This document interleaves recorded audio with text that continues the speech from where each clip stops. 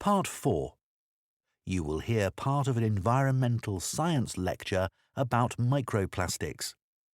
First, you have some time to look at questions 31 to 40.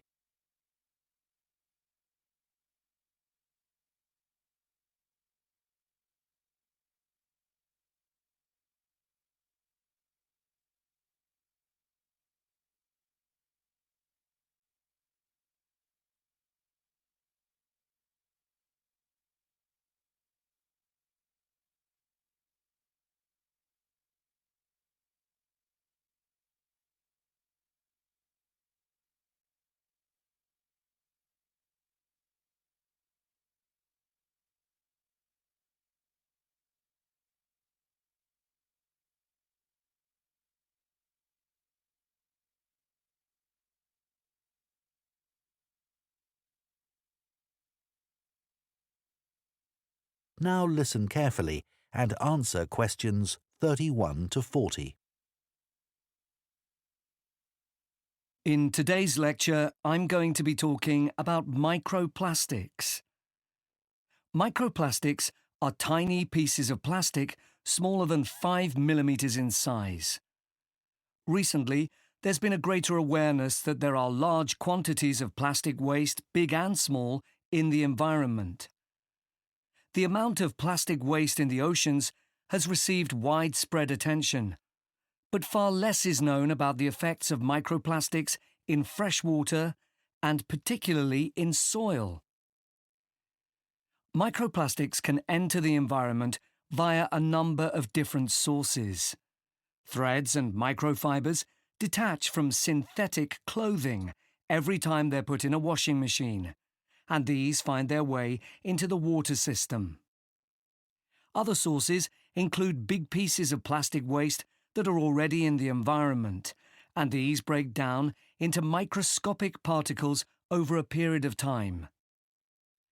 On a larger scale, factory waste is another route, as are tyres, which wear down as cars, lorries, and so on travel along road surfaces. We already understand some of the impacts of microplastics from studies involving fish and other animals. There is evidence that microplastics harm small creatures in a variety of ways, such as by damaging their mouths or by impairing their ability to feed, for example when microplastics get lodged in their digestive system. Surprisingly, perhaps, it is likely that humans consume microplastics, as these have been detected in a wide range of food and drink products, including bottled water, as well as in water that comes direct from the tap. What's more, salt and many kinds of seafood have also been found to contain microplastics. However, it's important to underline that there is not yet conclusive proof that microplastics cause significant harm to people. In many countries, including here in the UK, there is legislation which prevents manufacturers from adding plastic microbeads to shower gels, facial cleansers, and toothpaste. It is very difficult to accurately estimate the total amount of microplastic particles in the soil, as they can be hard to detect. But we do know they are carried in the air and deposited in the soil by rain. What's more, many of the fertilizers used by both farmers and gardeners contain microplastics.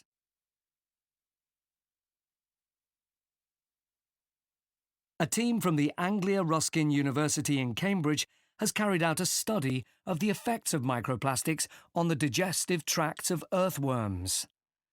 These worms, which live in topsoil, are an essential component of our agricultural system.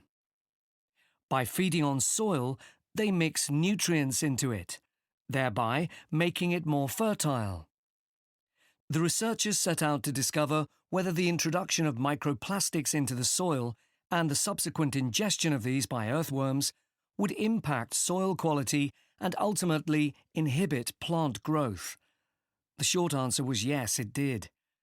After placing 3 different types of microplastic particles into the soil, they planted perennial ryegrass.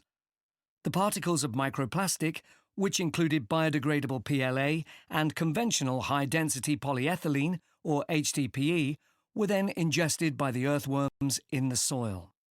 The result was that the worms lost weight rapidly.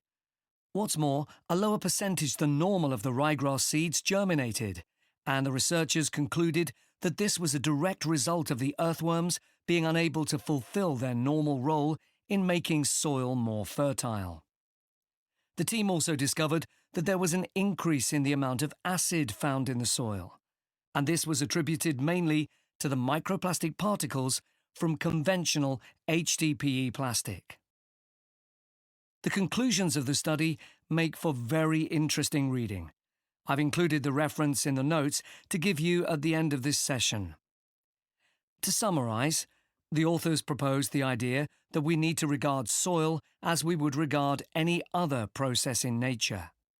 This means we should accept the implications of soil being dependent on decaying and dead matter constantly being passed through the bodies of earthworms. That is, when soil becomes impoverished by the presence of microplastics, not only ecosystems, but also the whole of society are negatively impacted. That is the end of Part 4. You now have 1 minute to check your answers to Part 4.